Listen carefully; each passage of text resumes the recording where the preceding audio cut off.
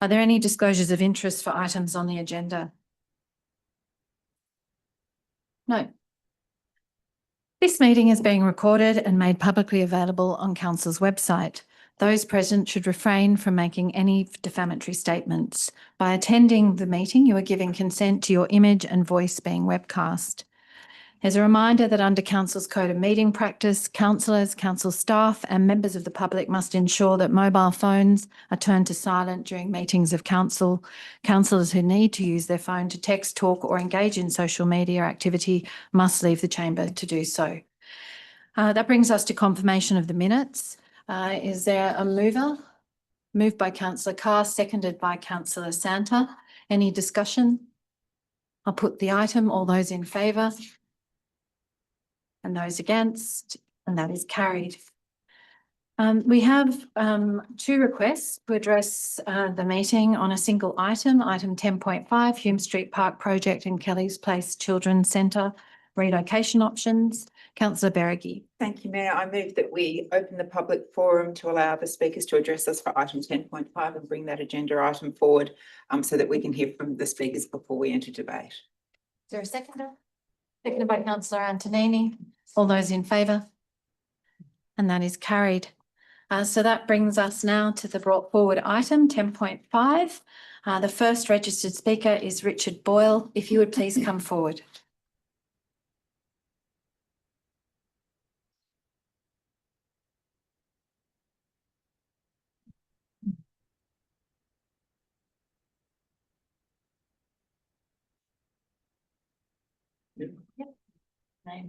Sure. My name is Richard Boyle and I represent Kelly's Place Children's Centre. I'm the current president of Kelly's Place Children's Centre, an exceeding standards not-for-profit community-run long childcare centre which has served this community for almost 40 years.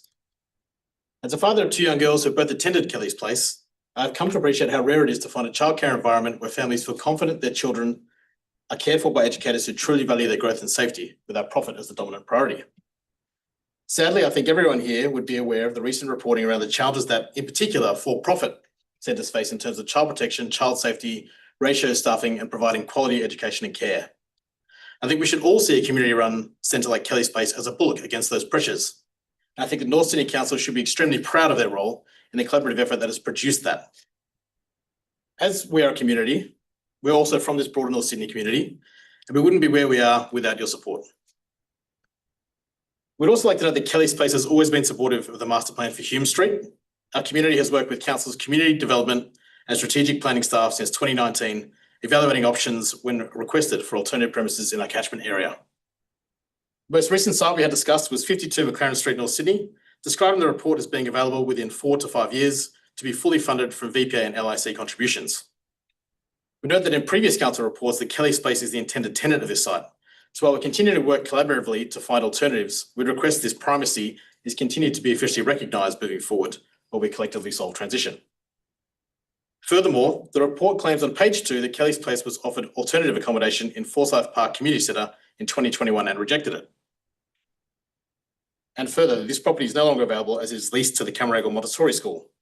These claims are sadly not correct. Montessori's childcare centre has been in Forsyth Park Community Centre for over a decade. It's fully licensed and has a wonderful playground. It was never available nor offered to Kelly's Place. What was offered to Kelly's Place in 2021 was the undeveloped Scout Hall with no existing playground on a sloping site capable of providing for less than 50% of the current capacity. These drawbacks led our community to vote to remain at Hume Street while the search for acceptable accommodation continued. We would request that the report be amended to correct this factual error. Again, I would like Council to consider that a community-run not-for-profit long daycare is an extremely rare thing. It takes a group of dedicated and passionate people to sustain, and we collectively have that. I would encourage the members of the council to consider the fact that if Kelly's Place is to close without a transition, something will leave the community that won't be replaced. What will come in its place is the reality that 65 current families would need to pursue alternative, more expensive arrangements that are open to the risks highlighted in all the recent reporting around childcare and child safety. Also, the community would lose industry-leading long-term staff that would be forced to find employment certainty with a closure or uncertainty around transition. It would sadly mean that this unique thing that the community and council have worked for 40 years to create would be reduced to a footnote. Thank you for your time. Are there any questions of the speaker? No, thank you very much. Thanks very much. The second speaker is Anna Field. If you would please come forward.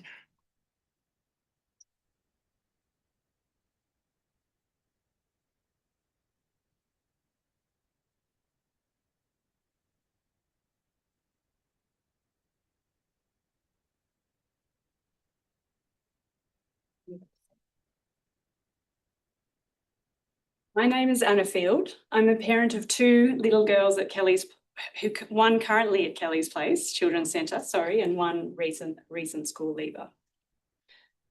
I am the Vice President of the Management Committee.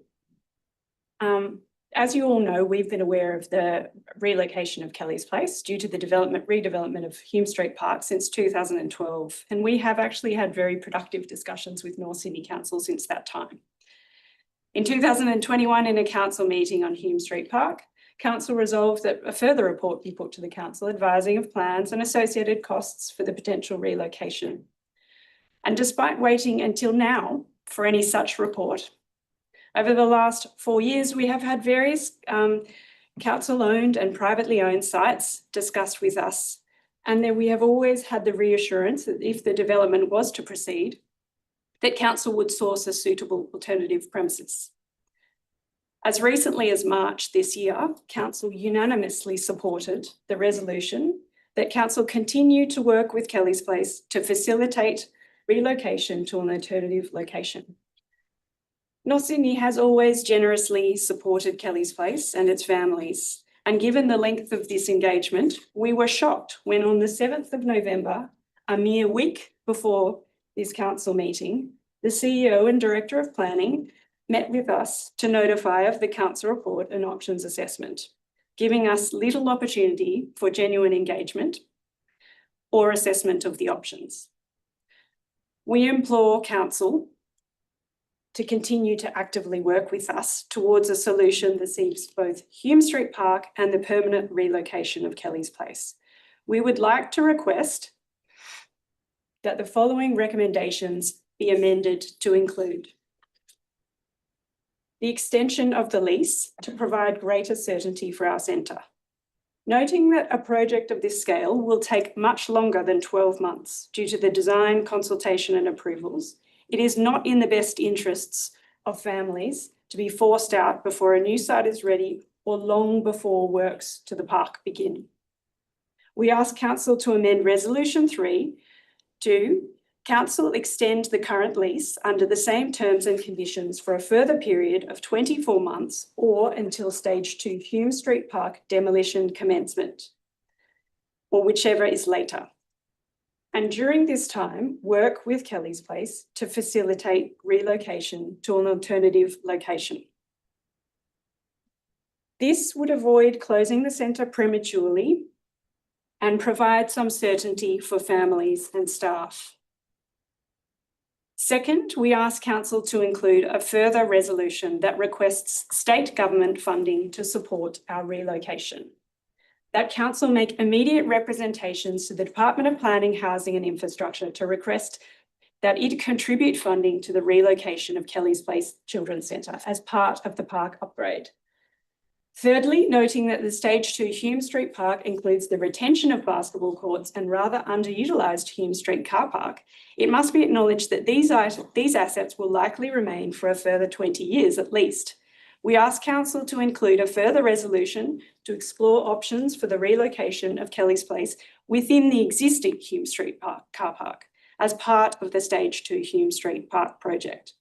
And lastly, noting our lack of involvement in the current assessment, we ask council to include a further resolution to create an active relocation working group. We request council commit to regular meetings with council staff, Kelly's Place representatives and early childhood facilities experts to identify, assess and secure a suitable new site with agreed timelines and accountability. It's beyond your 3 minutes, but please finish. These are reasonable, good faith changes to protect our local families and ensure responsible use of state funding and keep the project on track. We are not asking for council or the state government to stop the park, only to deliver what, in a way, that preserves our precious community. while supporting our children and families and staff through the transition. Thank you. Are there any questions of the speaker? Councillor Spenceley? Thank you. Could you maybe just talk about how this is affecting the parents and your 65 families, this kind of level of uncertainty and lack of engagement? Could you maybe tell us what the mood is and what people are saying and feeling?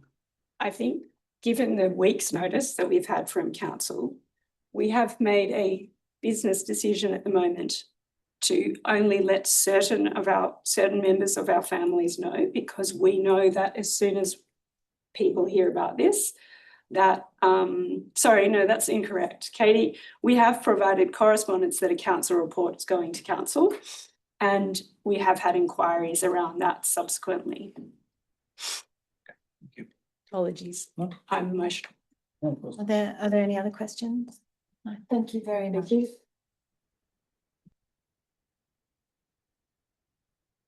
Councillors, is there a motion? Councillor Beregi? Thank you, Madam Mayor. I'd like to move the recommendation with an amendment.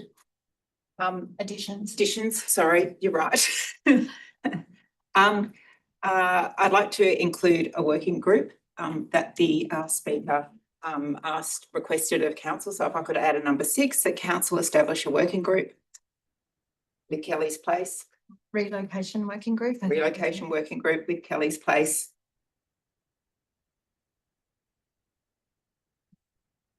to meet regularly and as when needed.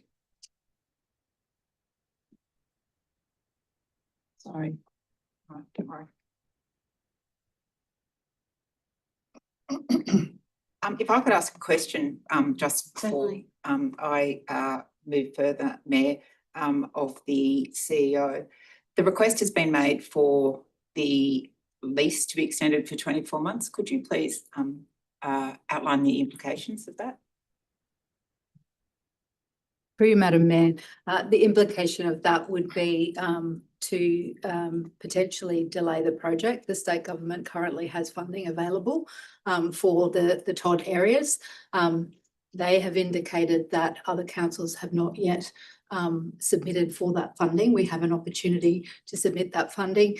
I can't say whether that funding will be available in 24 months. They're looking for some commitment from council. So it really is a case of that funding being at risk. Thank you. In that case, could I just add to number 6? And I think that is concerning because council has a unique opportunity to apply for this funding. It's if the funding doesn't come up, then I think through the relocation working group, we could look at an extension of the lease going forward. And then there was one other. So are you going to add the words So it's that council, sorry, 7, that in the event. I was 7, that in the event of the state government not committing to the stage 2 Hume Street Park project, that consideration be given to extending the lease. council, there you are. Yeah. Council consider extending the lease. Yep. Councillor Berger, would you add another one, which is that we write to the state government to support funding of the relocation of the childcare centre? That would be my number 8. Sorry. Thank you, Mayor.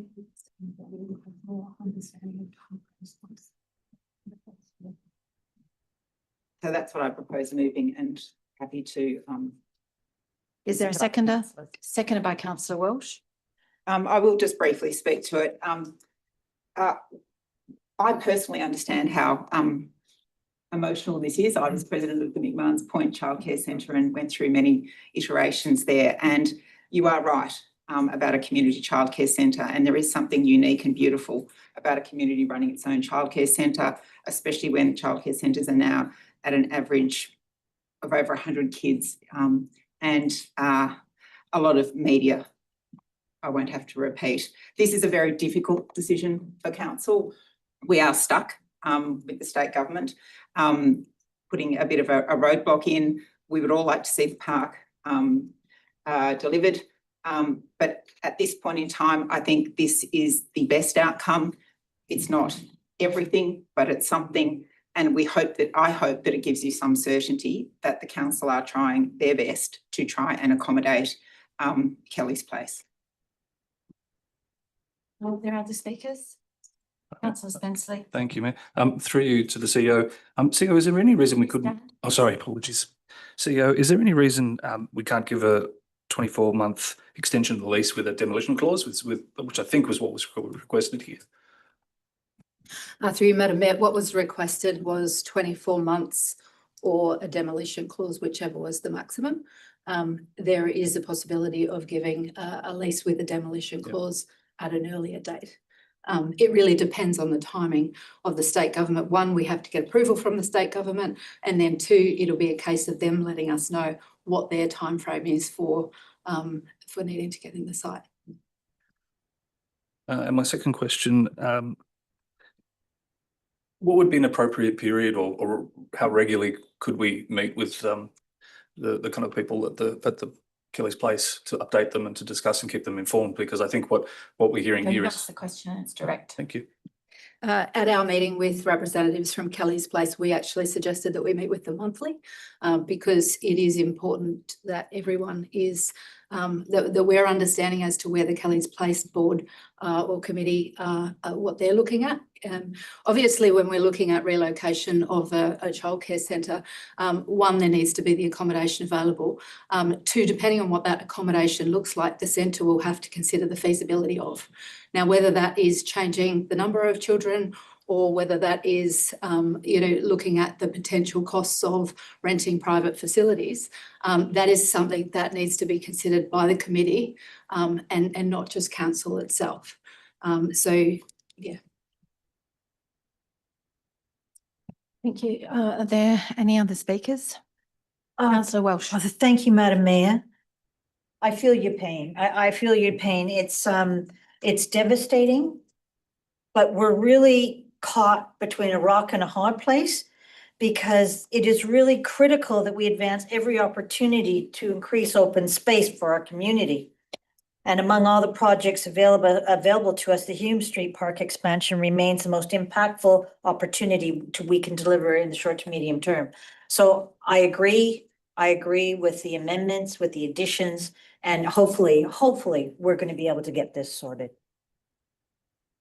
Any other speakers? If there aren't, I'm going to speak briefly before we put the motion. I don't know there'll be a right of reply. I think everyone's in furious agreement. I agree. This is difficult, and we understand how difficult it is for you as a childcare community. But this has been in place and in train for more than 10 years. It took us 11 years to make stage 1 of Hume Street Park a reality. The accelerated Todd precinct, there's 520 million that has been allocated to 8 accelerated Todd precincts. I met with Minister Scully and lobbied that this location ought to be one to which those funds are applied. There was general acknowledgement that it should, and that when in terms of planning, North Sydney Council is further along than many of the other councils in the accelerated Todd program, in that we have an approved concept plan for stage 2. That said, I hope you understand that these amendments or these additions to the motion before council is designed to make you understand that we are committed to supporting you in a transition to a new location.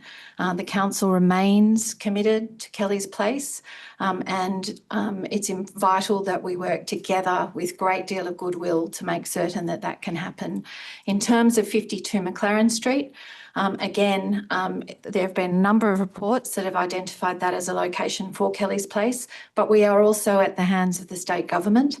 That is currently a planning proposal before the minister, and the VPA, the voluntary planning agreement that accompanies it, is for a new childcare centre, but it requires the minister to approve it and then the Metro to either go to tender for expressions of interest for building on that site. So it is likely to be, we think, 5 years, but we aren't in control of most of that timeline. And so it's really vital that we get this transitional matters in place for you, so that you're not reliant on the unknown of 52 McLaren Street. And finally, as a long-term ward councillor and as a ward councillor who put forward the first precinct planning study for Crow's Nest with the intent to expand open space, I think this is, as Councillor Beregi said, a window of opportunity that we would be remiss in taking advantage of. This is the least amount of open space per capita in the whole of Northern Sydney. Crow's Nest and St Leonard's is the worst in our local government area. At the moment, the average is, I think, just under 20 square metres per person, well below that of the City of Sydney and what is regarded as being best for livable cities. So this stage 2 is vital to support our existing population, but also a population that is now planned under the accelerated TOD program. For those reasons, I'll be supporting the motion. Councillors, I'll put the motion. All those in favour? And those against? And that is carried unanimously. And I'm sure that council staff look forward to working with you in collaboration in the coming months. That takes us back to the rest of the agenda. Councillor Beregi, have you got a Madam Mayor, I have a procedural motion. I'm not aware of any speakers to any of the items, so I'll just quickly go through them. I propose to move on Globo item 10.1, item 10.2. I wish to speak to 10.3, 10.4, 10.6, 10.7, 10.8, 10.9. I wish to speak. You wish to, I'll leave that. So 10.3 and 10.9 are out, and 10.10. You wish to speak to that. So it's 1 to 8, excluding 3 and 5. So the items to be, the items that are not by exception are items 10.3, 10.9, is it? And 10.10. Is there a seconder for the procedural motion? Thank you, Councillor Santa. Put it. All those in favour? And that is carried. That means that each of those items, the recommendation in the report has been accepted unanimously by council. So that takes us to item 10.3, Councillor Beregi. Thank you, Madam Mayor. I have a motion which I have forwarded.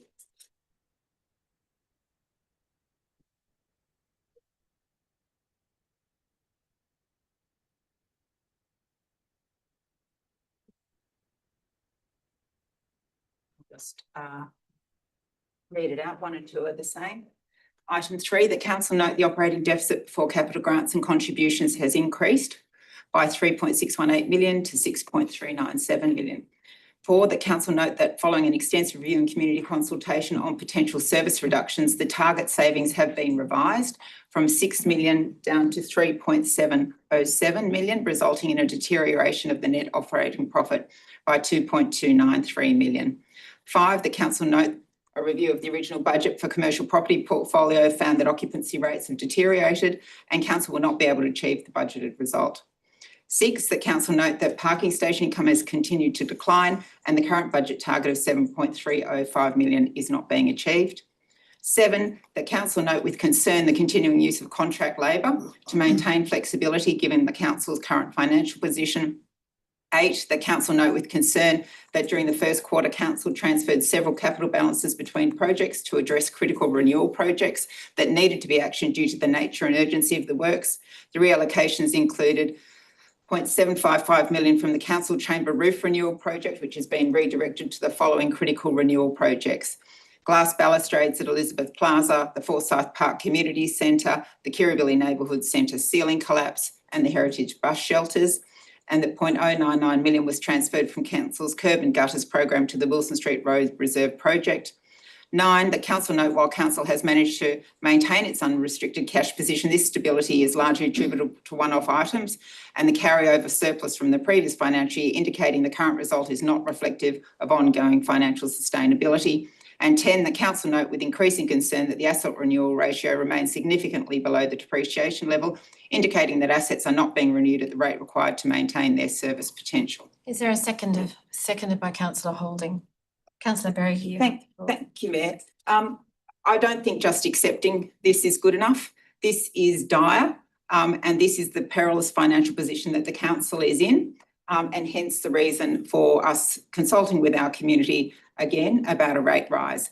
It is very apparent that the measures that are being taken are not sustainable, particularly in relation to staff, particularly in relation to shifting monies from works that should be being done to now emergency works. And the more this goes on, the more we're just going to have emergency works and emergency works and emergency works. And on top of that, we are about to draw down another $10 million loan for the redevelopment of North Sydney Pool.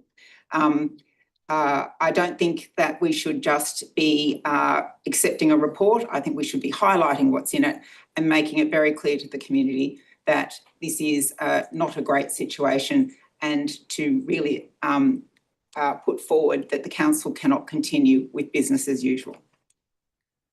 Are there any other speakers? I'll put the motion. All those in favour? And that is carried.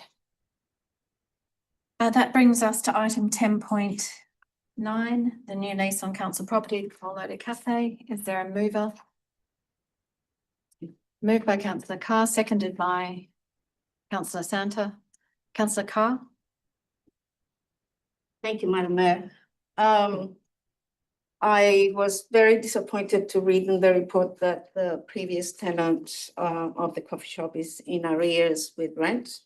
And sorry, councillor Carr, you are speaking to confidential, commercial in confidence matters. If you wish to speak to this, we will need to close the meeting. yes, And I will ask that question of you on the following item, 10.10.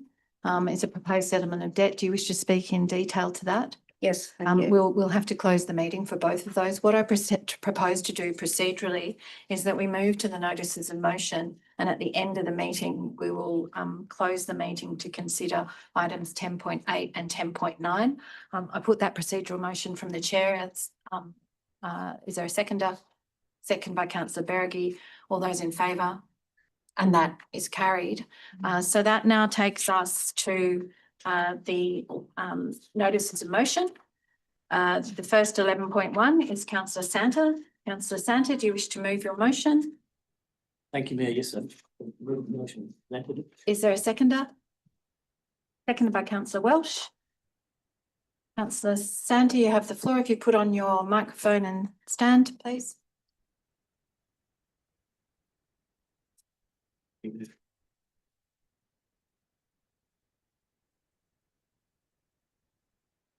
Thank you, Madam Mayor, for providing the inspiration for this motion. Purpose of which is to propose that North Sydney Council take the lead in convening a roundtable conference on small business to be hosted by the New South Wales Minister for Small Business, Janelle Saffin, and yourself, and to be held here in our local government area. Small businesses are the backbone of our community. In New South Wales, there are over 870,000 small businesses, and they make up about 97% of all businesses in the state.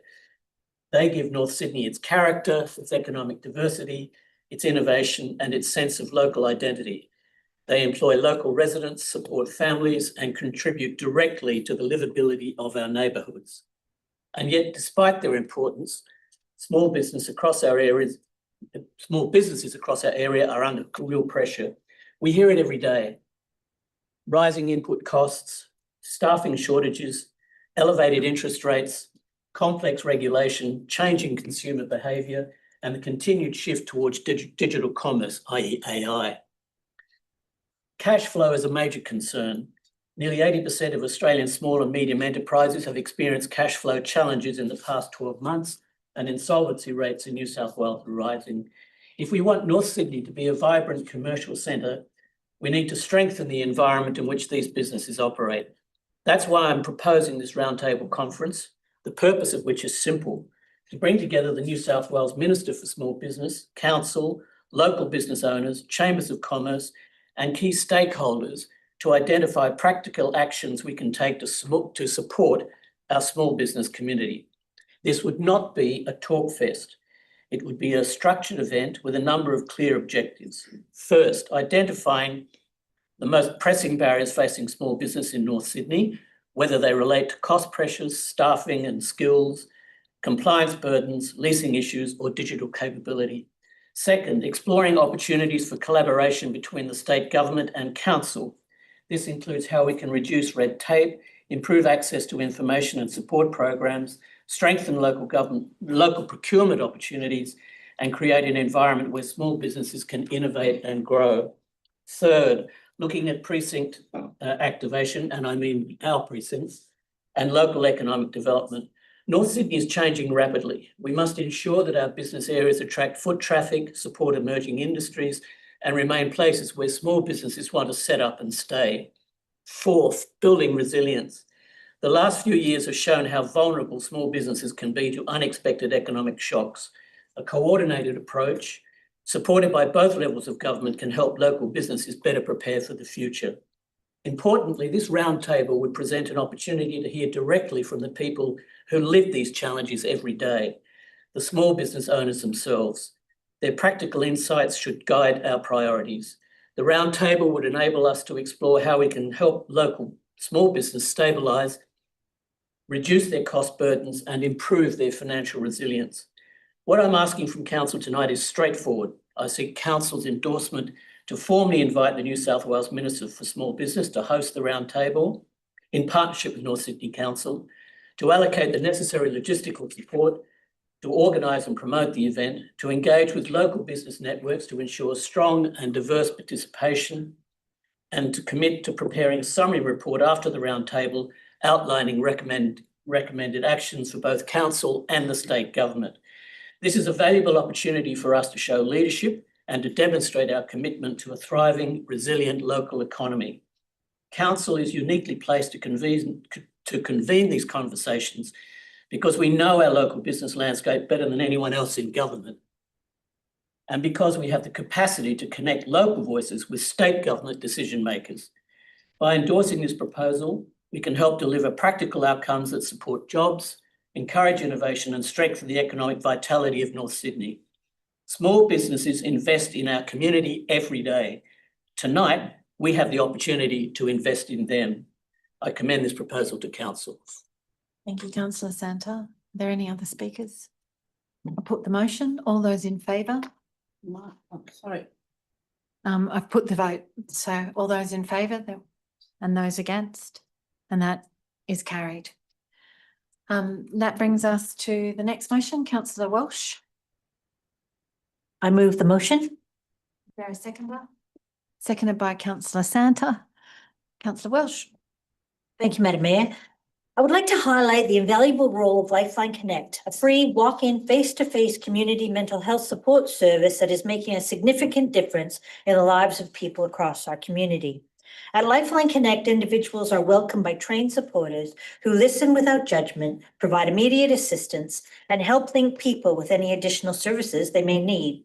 No concern is considered too big or too small. The service is designed to connect the dots for those who may be struggling, offering a safe, calm, and supportive space where community members can share their worries, feel heard, and explore their options.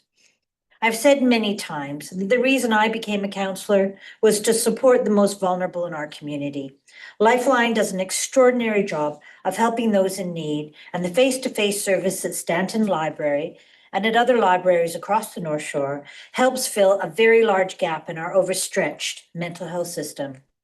Lifeline Connect plays a vital role in promoting social inclusion, strengthening community connection, and making mental health support accessible to anyone who needs it. Importantly, there's no need for an appointment and no GP referral is required. This removes some of the biggest barriers that prevent people from seeking help. I want to formally acknowledge the value of this service in meeting the mental health needs of our community and to thank Lifeline Connect for the compassionate, respectful, and inclusive support they continue to provide. By promoting and collaborating on the Lifeline campaign with neighboring councils, North Sydney Council can help increase the visibility of this essential service, ensuring more people know where they can turn in times of need. I support the motion. Thank you. Are there any other speakers? I'll put the motion. All those in favour? Those against, and that is carried unanimously. So that, councillors, now brings us back to items 10.9 and 10.10. Do I have a mover to close the meeting due to commercial in confidence? Mayor, I move to close the meeting due to commercial and confidence issues in relation to item 10.9 and 10.10. Seconded by councillor Holding. All those in favour? And that is carried. That means that we will clear the gallery, but we will be returning to open forum to announce the resolution of council at the conclusion of the in confidence session. Recording stopped.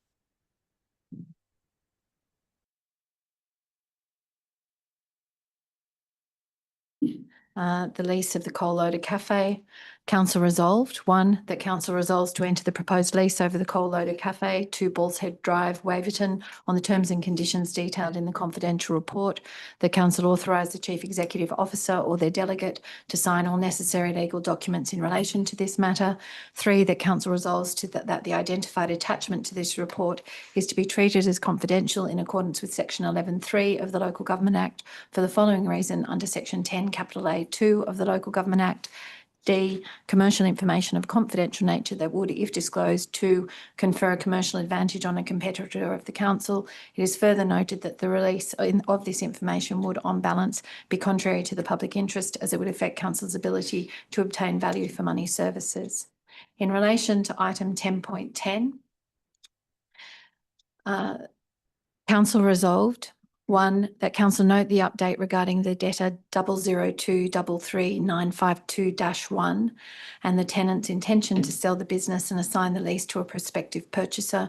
2, that council consider the recommended settlement arrangement contained within the confidential report, including conditions and timeframes for resolution. 3, that council resolves that the identified attachment to this report is to be treated as confidential in accordance with section 11(3) of the Local Government Act for the following reason under section 10 capital A(2) of the Local Government Act. B, the personal hardship of any resident or ratepayer.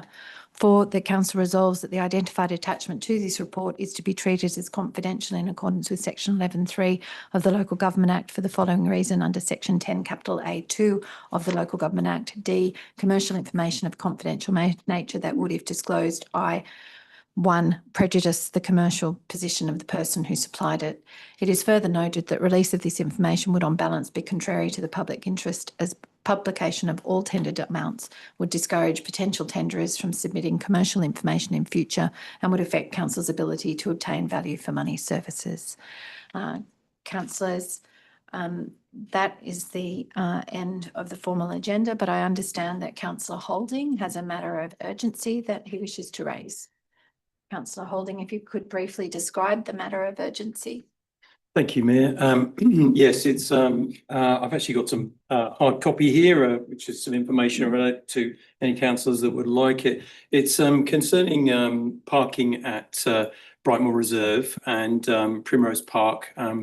Extensive use of untimed parking, potentially camping in an area, something that residents have brought to me. So if you'd be interested in. On the basis of the urgency?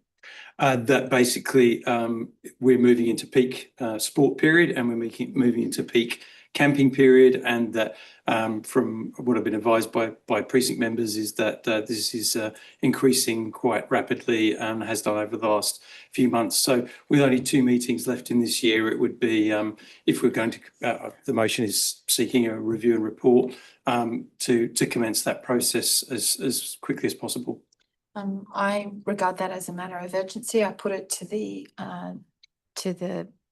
council that the matter is one of urgency.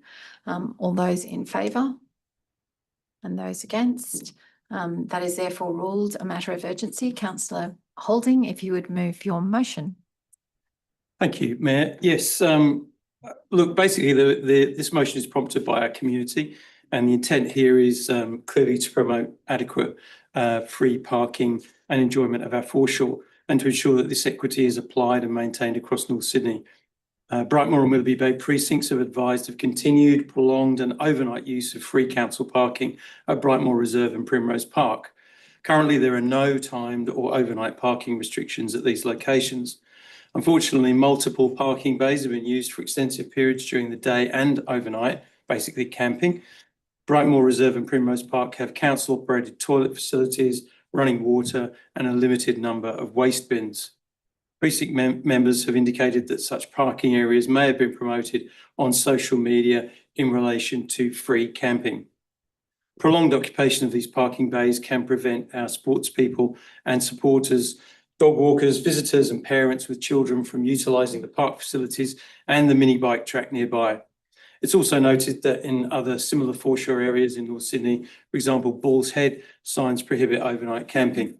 So the idea here is to examine the extent of the issue and hopefully unify our policy, ensuring that the largest number of people have access to our free harbour foreshore parking and its facilities. So the motion itself, if you can see it there, that in alignment with Council's adopted integrated transport strategy, Council conduct a review and report on our harbour foreshore parking areas and car parks, including potential measures to ensure equitable and fair use of free parking adjacent to public open space, and that 2, such a review pay particular attention to areas where camping and or overnight parking are identified and address prolonged overnight use of council parking spaces by travellers or campers. Is there a seconder for the motion? Seconded by councillor Antonini. And are there any other speakers? I'll put the motion. All those in favour? And those against? And that is carried unanimously. And that brings us to the close of the meeting. Thank you all for your participation until the next meeting in December.